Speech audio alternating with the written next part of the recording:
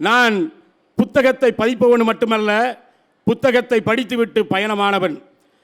இந்திய வரலாற்றில் மறைக்கப்பட்ட பல கதாபாத்திரங்களுடைய வரலாற்றை பதிப்பித்தவன் என்ற முறையிலே 130 புத்தகங்களை நான் பதிப்பித்திருக்கிறேன். அப்படி ஒரு புத்தகத்தை பதிப்பித்தேன். அது இந்திய வரலாற்றில் நேதாஜி சுபாஷ் சந்திர போஸ் அவர்கள் இந்தியாவை விட்டு தப்பித்து போன பின்பு என்ன நடந்தது என்று இதுவரை வரலாற்றில் கிடையாது. அப்படியானால் அவர் சென்ற பின்பு எழுதிய மிக முக்கியமான ஆவணங்களை நான் தமிழில் பதிப்பித்திருக்கிறேன். அதில் மிக முக்கியமான ஒரு இடம் வரும். அது 1925. தோழர்களே, நண்பர்களே, பதிப்பாளர்களே, விற்பனையாளர்களே, எழுத்தாளர்களே, இங்கே அமர்ந்திருக்க வாசக பெருமக்களே, நீங்கள் குறித்துக் கொள்ளுங்கள். இந்த வரலாற்றின் மிக முக்கியமான செய்தி. ஆனால் எங்கேயாவது பதிவு செய்யப்பட்டிருக்கிறதா?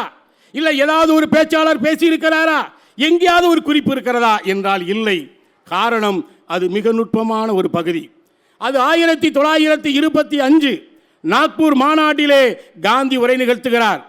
அந்த உரை என்னவென்றால், இந்தியா விடுதலை அடைய வேண்டுமென்றால், இந்தியா விடுதலை அடைய வேண்டுமென்றால் குறித்துக் கொள்ளுங்கள் தோழர்களே, இந்தியா விடுதலை அடைய வேண்டுமென்றால் இளைஞர்கள் ரத்தம் சிந்த வேண்டும், ஆயுதம் ஏந்தாமல் இந்தியா விடுதலை அடையாது என்று பதிவு செய்திருக்கிறார்.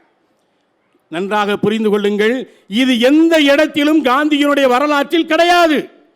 காந்தி எங்கேயாவது எழுதியிருக்கிறார் என்றால் கிடையாது. அப்படியானால் இது எங்கே இருக்கிறது என்றால், இந்திய தேசிய இராணுவமும் மறைக்கப்பட்ட உண்மைகளும் என்ற புத்தகத்திலே இருக்கிறது. இது நேதாஜி சுபாஷ் சந்திர போஸ் எழுதிய புத்தகம். இந்த புத்தகத்தில் எப்படி பதிவிக்கப்பட்டிருக்கிறது என்றால், இந்தியாவை விட்டு நேதாஜி சுபாஷ் சந்திர போஸ் அவர்கள் தப்பித்து போன பின்பு காந்திக்கு ஒரு கடிதம் எழுதுகிறார். மிக முக்கியமான ஒரு கடிதம். அந்த கடிதத்தில் எழுதுகிறார், மை டியர் ஃபாதர் என்று தான் எழுதுகிறார். காந்தியை எனது தந்தையை என்றுதான் நேதாஜி சுபாஷ் சந்திர போஸ் குறிப்பிடுவார். அப்படியானால் அவரை குறிப்பிட்டு எழுதுகிறார், உங்களுக்கு நினைவிருக்கிறதா தந்தையே, 1925 நாக்பூர் மாநாட்டிலே நீங்கள் உரையாற்றியது நினைவிருக்கிறதா? இந்தியா விடுதலை அடைய வேண்டுமென்றால் ரத்தம் சிந்தாமல் விடுதலை அடைய முடியாது, ஆயுதம் ஏந்தாமல் விடுதலை அடைய முடியாது என்று எழுதினீர்களே. இப்பொழுது இந்திய தேசிய இராணுவம் இருக்கிறது, ஆயுதம் இருக்கிறது, இப்பொழுது ஏன் நீங்கள் ஐசிபியை கடைபிடிக்கிறீர்கள் என்று பதிவு செய்வார். நீங்கள் காந்தி எப்பொழுது முழுமை அடைவார் என்றால், நீங்கள் சுபாஷ் சந்திர போஸையும் படித்தால்தான் முழுமை அடைவார். அப்படியானால் இந்த வரலாற்று செய்தியை நாம் எங்கிருந்து பெறுவது என்றால், கடைசியாக அந்த கடிதத்தை படித்துவிட்டு உலகத்தில் இருக்கிற எல்லா கடிதங்களுக்கும், அவருக்கு வரக்கூடிய அத்தனை கடிதங்களுக்கும் பதில் எழுதுவார் காந்தியடிகள். ஆனால் இந்த கடிதத்திற்கு பதில் எழுதவே இல்லை. ஆனால் இன்றும் ஆவண காப்பகத்தில் இருக்கிறது. அந்த கடிதம் எழுதியிருக்கிறார். ஆனால் அந்த கடிதம் போஸ்ட் ஆகவே இல்லை. அந்த கடிதம் என்னவென்றால், இந்திய வரலாற்றில் சுபாஷ் சந்திர போஸினுடைய வீரத்தையும் தியாகத்தையும் நான் தாமதமாக புரிந்து கொண்டேன் என்று பதிவு செய்வார். இங்கே நீங்கள் வரலாற்றை தொடர்ச்சியாக பார்க்க வேண்டும். எப்பொழுது காந்தி முழுமையடைகள் சுபாஷ் சந்திர போஸை நீங்கள் படித்தால்தான். ஆக ஒருவர் கருத்தை மட்டும் நீங்கள் படித்து விட்டால் அது முழுமை அடையாது. இன்னொரு பக்கத்தையும் நீங்கள் படிக்க வேண்டும். காரணம் எதற்காக இங்கு நான் சொல்கிறேன் என்றால், இந்த அரங்கிலே அனைத்து வகையான தலைப்புகளிலும் புத்தகங்கள் இருக்கின்றன. ஆன்மீகத்தை பற்றியும் இருக்கிறது, பகுத்தறிவை பற்றி இருக்கிறது, அறிவியலை பற்றி இருக்கிறது, ஆன்மீகத்தை தாண்டிய விஷயங்கள் இருக்கின்றன. ஆனால் எல்லாம் காட்சிப்படுத்தப்பட வேண்டியது இருக்கிறது. எல்லா வகையான எல்லா வாசகர்களும் இங்கே வருவார்கள். ஆகவே அவர்கள் எல்லாத்தையும் படிக்க வேண்டும் என்ற காரணத்தினாலே அதை நாங்கள் உள்ளே வைத்திருக்கிறோம். நீங்கள் வரலாற்றை தேடி தேடி படிக்கிற போது புதிய புதிய செய்திகள் உங்களுக்கு பயணமாகும். நான் இந்திய வரலாற்றில் மட்டுமல்ல, தமிழ்நாட்டிலே மிக முக்கியமான சுதந்திர போராட்ட வீரர்கள் என்றால் மருதுபாண்டியர்களை மறந்துவிட முடியாது. அவர்கள் வரலாற்றை படிக்கிற போது அவருடைய ஆவணத்தை நான் பதிப்பித்திருக்கிறேன். மருதுபாண்டியர்களின் மரணத்துக்கு பின்பு நடந்த உண்மைகளும் விளக்கமும் என்ற தலைப்பிலே அதை நான் வெளியிட்டிருக்கிறேன். அது ஆவண காப்பகத்திலே வெள்ளைக்காரர்கள் ஆங்கிலத்தில் எழுதி வைத்த அந்த ஆவணத்தை நான் வெளியிட்டு படிக்கிற போது அதில் ஒரு பகுதி வரும். அதில் சின்னமருதனுடைய பையனை துரைசாமியை மலேசியாவில் இருக்க பினாங்குக்கு நாடு கடத்தியதாக நான் செய்தியை படித்தேன். படித்த பின்பு அந்த இடத்திற்காக பயணமானேன். அங்கு பயணமான பின்பு அவர்களை பற்றிய வரலாறை எல்லாம் பதிப்பித்த போதுதான் அவர்கள் ஏன் ஆயுதம் ஏந்தி போராட துணிந்தார்கள் என்றால் அது சின்னமருதனுடைய வரலாற்று மிக முக்கியமானதாக நாம் பார்க்க வேண்டியது இருக்கிறது.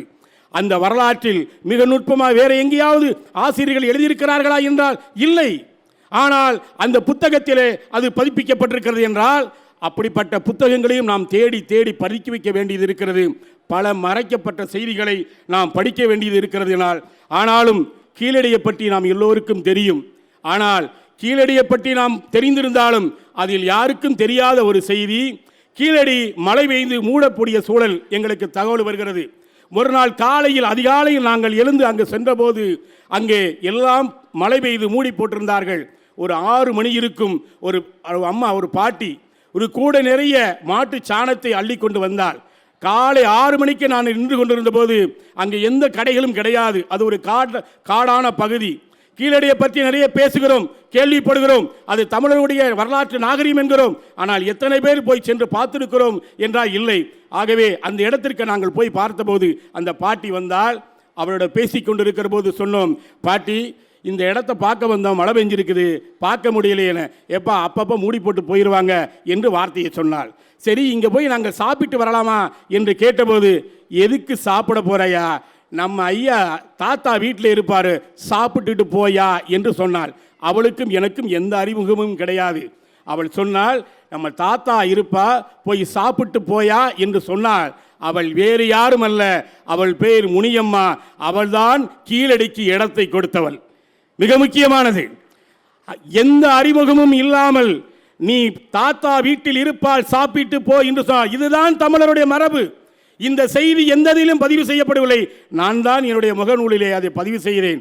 அவள் யாரோ என்று நினைத்தேன். ஒரு கூடை நிறைய சாணியை அள்ளிக்கொண்டு வருகிறவள் இந்த இடத்தை கொடுத்திருப்பாள். நம்ம நினைத்து கூட பார்க்க முடியாது. அந்த முனியம்மாள் தான் சொன்னால், ஐயா நீ வீட்டில் போய் சாப்பிட்டு போயா என்று. இப்படிப்பட்ட பண்பாட்டிற்கும் நாகரிகத்திற்கும் நாம் சொந்தக்காரர்கள். இப்படிப்பட்ட செய்திகள் நிறைந்து கிடக்கின்றன. இந்த மேடையில் நின்று பேசுவதற்கு முன்பாக இந்த மேடைக்கென்ற ஒரு மிகப்பெரிய வரலாறு இருக்கிறது. இதே மேடையில் நின்று ஒரு 4 ஆண்டுகளுக்கு முன்பாக ஒருவர் பேசிக் கொண்டிருந்தார். அப்பொழுது நான் புத்தகங்களை உள்ளே பார்த்து கொண்டிருந்தேன். அப்பொழுது அவர் பேசுகிறார், ஒரு புத்தகம் எரிக்கப்பட வேண்டும், எரிக்கப்படுவதற்கு முன்பாக அது படிக்கப்பட வேண்டும் என்று சொன்னார். எரிக்கப்பட வேண்டும், படிக்கப்பட வேண்டுமா? அப்படி என்ன புத்தகம் என்று என் காதுகளை நுட்பமாக அவர் பேசுகிற போது கேட்டேன். அவர் சொன்னார், அந்த புத்தகத்தின் தலைப்பு த பிரின்ஸ் என்ற ஒரு புத்தகம். த பிரின்ஸ் என்ற ஒரு புத்தகம் இந்த அரங்கிலே இருக்கிறதா என்று தேடி தேடி பார்த்தேன், உங்களைப் போல ஒரு வாசகனாக. ஆனால் அது ஆங்கிலத்தில் தான் இருந்தது, தமிழில் அதை மொழிபெயர்க்கப்படவில்லை.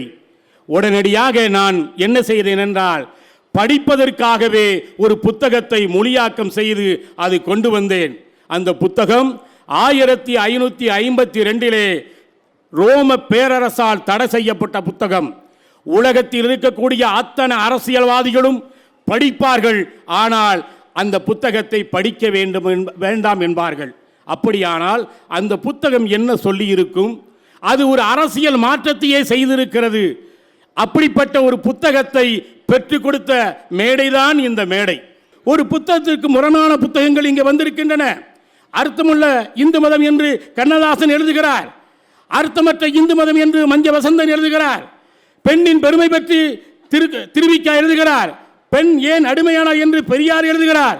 இப்படி முரணான கருத்துக்களை அல்ல, ஒரு கருத்திற்கு இன்னொரு கருத்திற்கும் இடையில் இருக்கக்கூடிய அந்த வேறுபாடுகளை இந்த படைப்பாளர்கள் நிரப்புகிறார்கள். அன்புமிக்க வாசகர்களே, இங்கு எத்தனையோ பேர் வாசகர்களாக மட்டும் இல்லாமல் படைப்பாளராக, கவிஞராக, கதையாசிரியராக இங்கே வந்து அமர்ந்திருப்பீர்கள், அல்லது எழுத வேண்டும் என்று நினைப்பீர்கள். ஆனால் எப்படி எழுதுவது, எங்கே எழுதுவது, எழுதினால் யாராவது ஏதோ சொல்லிவிடுவார்களோ என்று நினைத்து கொண்டிருப்பதனாலேயே பல நல்ல படைப்புகள் வெளிவராமல் போய்விடுகிறது. ஒன்று சொல்கிறேன், தமிழ்நாட்டில் இருக்கக்கூடிய மிக முக்கியமான படைப்பாளர்கள் ஜெயகாந்தன், பிரபஞ்சன், வைரமுத்து, இப்படி பல தலைமுறை கண்ட எழுத்தாளர்கள் இருக்கிறார்கள். அவர்களையெல்லாம் நேர்காணல் செய்தவன் என்ற முறையில் சொல்கிறேன், உலகத்தில் படைப்பிற்கு இப்படித்தான் எழுத வேண்டும் என்ற இலக்கணம் இல்லை. எதை வேண்டுமானால் முதலில் எழுது, அதன் பின்பு எல்லாம் சரியாகிவிடும். ஆகவே தொடர்ந்து எழுதுங்கள். காகிதத்தில் இல்லாத கருத்துக்கள், நிறைய செய்திகள் நம் இதயத்தில் இருக்கிறது. இப்படிப்பட்ட நிகழ்வுகளை தொடர்ந்து எங்களுடைய பப்பாசி நடத்தும். வாய்ப்பு கொடுத்தமைக்கு நன்றி கூறி விடைபெறுகிறேன். நன்றி, வணக்கம்.